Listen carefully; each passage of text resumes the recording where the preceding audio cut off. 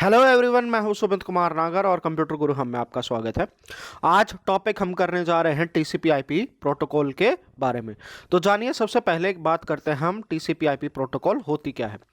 TCP का मतलब होता है ट्रांसमिशन कंट्रोल प्रोटोकॉल, और ये क्या होती है, हमारी ट्रांसपोर्ट लेयर की प्रोटोकॉल होती है, जिसका काम क्या होता है, जो भी ट्रांसमिशन हो रहा है एक कंप्यूटर से दूसरे कंप्यूटर तक, यानी कि सोर्स टू डेस्टिनेशन तक, उसका सारा डेटा जो है वो पैकेट्स की फॉर्म में लेके जाना। अभी तक आपने ओएसआई मॉडल नहीं पढ़ा है तो आपको ट्रांसपोर्ट लेयर समझ में नहीं आएगी, तो फिलहाल आप इस पार्ट को स्किप कर दीजिए। आप बस इस चीज का ध्यान रखिए कि इसका काम होता है transmission of packet from source to destination. ये क्या होती है, एक कनेक्शन ओरिएंटेड प्रोटोकॉल होती है। कनेक्शन ओरिएंटेड का मतलब क्या है कि कोई भी अगर मुझे ट्रांसमिशन करना है किसी भी डिवाइसेस के बीच में, तो ट्रांसमिशन करने से पहले ये उन दोनों के बीच में कनेक्शन कंफर्म करेगा। और क्या होता है, इस प्रोटोकॉल का यूज होता है आईपी प्रोटोकॉल के साथ। ये बिना आईपी प्रोटोकॉल के काम नहीं कर सकती है, तो इसीलिए इसको जो बोला जाता है वो टीसीपी आईपी प्रोटोकॉल बोला जाता है। तो दोनों मिलकर ये क्या काम करते हैं कि जो हमारी टीसीपी प्रोटोकॉल है वो ट्रांसमिट करेगी data in the form of packets, और आईपी उसका जो है एड्रेसेस का ध्यान रखेगी कि उनका एड्रेसेस क्या होता है। फिर उसके बाद जो इसकी मेन फंक्शनैलिटी होती है वो ये होती है कि ये डेटा लेती है एप्लीकेशन लेयर से। आपने ओएसआई मॉडल नहीं पढ़ा है तो आपको मैं बता दूं कि 7 लेयर का मॉडल होता है, जिसके अंदर हमारी अलग अलग तरह की लेयर होती हैं। जो टॉप लेयर होती है वो होती है एप्लीकेशन लेयर, जो लोवेस्ट लेयर होती है वो होती है फिजिकल लेयर। तो टीसीपी आईपी मॉडल अलग है, हमारा ओएसआई मॉडल अलग है। अगर उनके बारे में आपने जानना है तो मैंने इसके बारे में डिटेल वीडियो बना रखी है, जिसका लिंक आपको कॉर्नर में हाईलाइट होता दिखेगा, तो आप वहां पर जाकर ये वीडियो देख सकते हैं। बट एज फार एज हम 12th क्लास की बात करते हैं तो उसके अंदर ओएसआई मॉडल के बारे में डिस्कशन नहीं हो रखा है। अगर आप कोई कॉलेज स्टूडेंट हैं और आपको पूरा नेटवर्किंग का कोर्स करना है तो उसके लिए तो है वो ओएसआई की स्पेशल वीडियो जो है आप वो देख लीजिए, उसके अंदर सब कुछ जो है मैंने एक्सप्लेन कर रखा है। तो जैसा कि मैं बता रहा था, हमारी जो मेन फंक्शनैलिटी है वो क्या है, ये एप्लीकेशन लेयर से डेटा लेती है, उस डेटा को ये क्या करती है, सेवरल पैकेट्स में डिवाइड कर देती है, और हर एक पैकेट की जो है वो नंबरिंग करती है, और फिर उस डेटा को जो भी पैकेट हो जाते हैं उनको ट्रांसमिट करती है डेस्टिनेशन के पास। फिर क्या होगा, जैसे ही ये डेटा रिसीवर के पास जाएगा वो क्या करेगा, वो पैकेट को दोबारा रीअसेंबल करेगा, और जो भी डेटा दोबारा कंप्लीट हो जाएगा तो एप्लीकेशन लेयर से लेके दूसरे को सेंड किया, फिर दूसरे ने कंप्यूटर ने क्या किया, आपको मैं यहाँ फिगर बना के दिखा देता हूँ। जैसे कि मान लो हमारे पास ये कोई कंप्यूटर है, ये यहाँ है और ये यहाँ है, और ये चाहते हैं कि आपस में कम्युनिकेट कर ले, तो क्या हो जाएगा, टीसीपी आईपी सबसे पहले इनके बीच में कनेक्शन बनाएगी। फिर जैसे भी ये मान लो जो भी डेटा ट्रांसफर करना चाह रहा है, ये उस डेटा को पैकेट में तोड़ देगी। सपोज वो इसने 50 पैकेट्स में तोड़ दिया, तो जैसा ही वो डेटा जाएगा पैकेट बाय पैकेट, हर एक पैकेट का नंबर 1 होगा, जैसे नंबर 1, नंबर 2, नंबर 3, नंबर 4। तो इसी फॉर्म में क्या है, यहाँ पर डेटा रिसीव हो जाएगा, जैसे पैकेट 1, 2, 3, 4। तो ये क्या करेगी, इसकी एप्लीकेशन से डेटा लेके फिजिकल लेयर पे यहाँ पर डालेगी, फिर ये दूसरे प्लेस पर क्या करेगा, फिजिकल लेयर से डेटा लेकर टीसीपी प्रोटोकॉल के पास जाएगा। वो प्रोटोकॉल सारा का सारा डेटा जो है वो रीअसेंबल करेगी, और फिर एप्लीकेशन लेयर के थ्रू, एप्लीकेशन लेयर यानी कि जिसके थ्रू मैं इंटरनेट की फंक्शनैलिटी यूज कर रहा हूं, सपोज मैं अपना ब्राउजर यूज कर रहा हूं, तो ब्राउजर तक वो इंफॉर्मेशन जो है वो एप्लीकेशन लेयर भेजेगी। तो ये काम जो है वो सारा टीसीपी आईपी करता है। जैसे ही वो 50 पैकेट यहां से सेंड हुए, यहां पर रिसीव हो जाएंगे, ये सारा का सारा रीअसेंबल करके जो है मैं जिस भी सॉफ्टवेयर के थ्रू नेटवर्किंग का यूज कर रहा था तो वहां पर शो कर देगी। तो बेसिक काम होता है, ये काम होता है।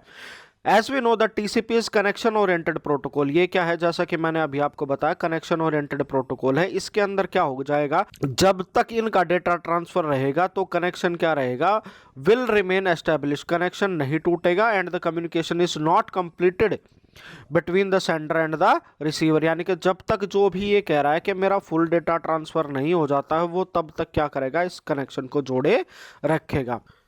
ये सब था टीसीपी आईपी प्रोटोकॉल के बारे में। अब हम बात करते हैं फीचर्स ऑफ टीसीपी प्रोटोकॉल। तो सबसे पहला फीचर जो होता है, ये कहता है कि हमारा कि टीसीपी प्रोटोकॉल जो है वो रिलायबल है। रिलायबल किस तरीके से है, क्योंकि ये जो है flow and error control mechanism है, दोनों फॉलो करती है। और इसके अंदर क्या होता है, हमारा एक्नॉलेजमेंट मैकेनिज्म होता है। एक्नॉलेजमेंट मैकेनिज्म ये हमेशा चेक करेगा जो डेटा रिसीव हुआ है वो ठीक तरीके से हुआ है या नहीं हुआ है। इसी के अंदर जो है एक्नॉलेजमेंट मैकेनिज्म में क्या करता है, जो भी रिसीवर होता है वो सेंडर के पास पॉजिटिव या नेगेटिव एक्नॉलेजमेंट सेंड करता है, जिससे सेंडर को ये पता चल जाता है कि जो पैकेट है वो सही सलामत पहुंच गया है या उसको दोबारा सेंड करना है। अब बात करते हैं टीसीपी प्रोटोकॉल के दूसरे फीचर के बारे में, जो क्या कहता है हमें कि order of the data is maintained. जैसा कि मैंने आपको बताया था कि इसके अंदर जो भी डेटा सेंड होता है वो पैकेट्स की फॉर्म में तोड़ा जाता है और हर एक पैकेट के ऊपर अपना नंबर होता है। तो ये क्या करता है, टीसीपी ये इंश्योर कर देता है कि जिस नंबरिंग का डेटा गया है उसी नंबरिंग का डेटा जो है वो रिसीवर के पास जो है वो रिसीव हो जाए और उसी को असेंबल करके वो क्या कर देता है, दोबारा डेटा जनरेट कर लेता है। फिर बात करते हैं हम तीसरे फीचर के बारे में। टीसीपी का जो तीसरा फीचर जो मैंने अभी आपको बताया था कि ये कनेक्शन ओरिएंटेड प्रोटोकॉल होती है। डेटा एक्सचेंज करने से पहले ये क्या करेगी, सेंडर और रिसीवर के बीच में कनेक्शन बनाएगी और जैसे ही हमारा कम्युनिकेशन पूरा हो जाएगा वो कनेक्शन टर्मिनेट हो जाएगा। फिर उसके बाद जो अगला फीचर है ये क्या है, ये फुल डुप्लेक्स है। फुल डुप्लेक्स का मतलब क्या है, जो ट्रांसमिशन होता है वो बोथ डायरेक्शन में होता है, सिंगल डायरेक्शन में नहीं होता। अगर सिंगल डायरेक्शन में ट्रांसमिशन होता है तो उसको हाफ डुप्लेक्स कहते हैं। फुल डुप्लेक्स का मतलब है कि दोनों तरफ से ट्रांसमिशन हो रहा है। दोनों तरफ से ट्रांसमिशन का मतलब क्या है, अगर मान लो मेरा एक सिस्टम ये है और एक सिस्टम ये है, तो जैसे ये सिस्टम सेंड कर रहा है तो उसी टाइम पे ये क्या है, उसको रिसीव भी कर सकता है। तो ये इस तरह का अगर कोई मैकेनिज्म होता है तो उसको कहते हैं फुल डुप्लेक्स। अगर मान लो कोई इस तरह का मेरे पास मैकेनिज्म मिलता कि ये मेरा कंप्यूटर 1 है और ये कंप्यूटर 2 है, कि ये एक टाइम पर बस डेटा सेंड कर सकता है, ये रिसीव नहीं कर सकता, और दूसरे टाइम पर जब ये रिसीव करेगा तो डेटा सेंड नहीं कर सकता। तो इस तरह का अगर मेरा कोई सिस्टम बनता है तो उसको हाफ डुप्लेक्स कहते हैं। तो टीसीपी प्रोटोकॉल क्या है, हमारी फुल डुप्लेक्स है। फिर अगले फीचर के बारे में हम बात करें तो अगला फीचर क्या कहता है, ये स्ट्रीम ओरिएंटेड है। स्ट्रीम ओरिएंटेड का मतलब क्या है, जो भी डेटा होता है वो स्ट्रीम ऑफ बाइट्स में भेजा जाता है और रिसीवर भी उसको जो डेटा को रिसीव करेगा वो स्ट्रीम ऑफ बाइट्स में करेगा। तो ये एक तरह से स्ट्रीम ओरिएंटेड भी है। टीसीपी क्या करता है, ये एक ऐसा एनवायरनमेंट क्रिएट कर देता है जिसके अंदर जो है सेंडर और रिसीवर को लगता है कि वो आपस में एक दूसरे से जुड़े हुए हैं एक इमेजिनरी ट्यूब के थ्रू, जिस इमेजिनरी ट्यूब को कहते हैं वर्चुअल सर्किट। और फिर वो क्या करता है, इस वर्चुअल सर्किट का सहारा ही लेके क्या करता है, स्ट्रीम ऑफ बाइट भेजता रहता है अक्रॉस द इंटरनेट।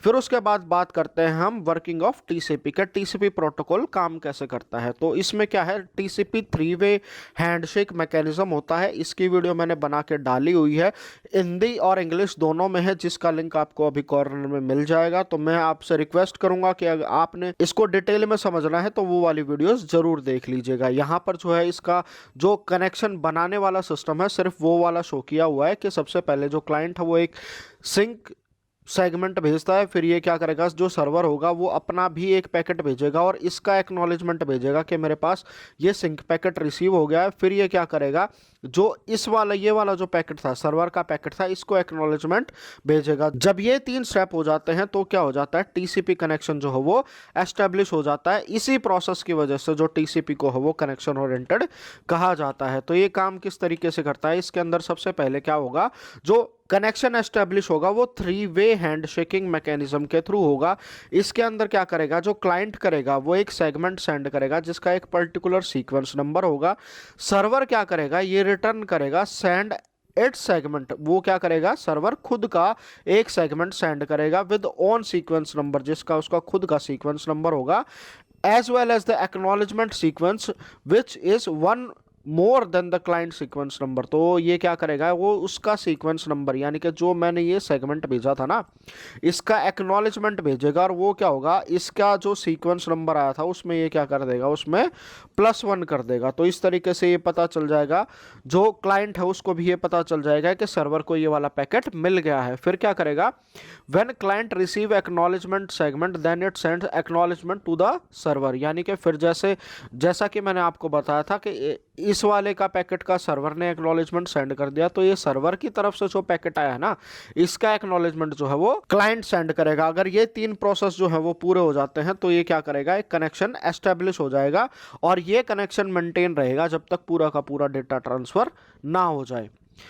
फिर उसके बाद बात करते हैं हम एडवांटेज ऑफ टीसीपी के। टीसीपी एडवांटेज क्या है? सबसे पहला जो मैंने बताया था आपको कि कंट्रोल और फ्लो मैकेनिज्म जो है वो मेंटेन करके रखती है। फिर ये इसमें क्या होता है?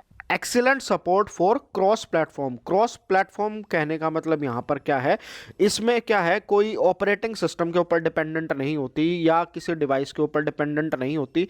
जो जिसके अंदर भी ये प्रोटोकॉल सूट इंस्टॉल हो जाएगा, ये सब पे वर्क करेगी, चाहे विंडोज़ हो, लिनक्स हो या कोई भी किसी भी तरह का सॉफ्टवेयर हो। फिर उसके बाद ये क्या करती है?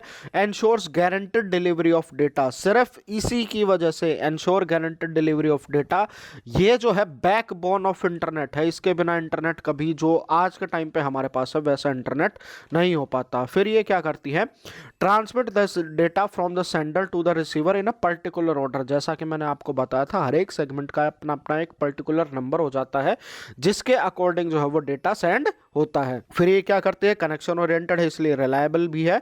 और क्या है? इसकी रिलेटिव थ्रोपुट जो है वो बहुत सही है। रिलेटिव थ्रोपुट यानी कि एज फार एज अगर दूसरी किसी प्रोटोकॉल के साथ इसको कंपेयर किया जाए तो इसकी परफॉर्मेंस है वो बाकी औरों से बेटर है, वो किसी भी मॉडेम पर हो या किसी भी लैन पर हो।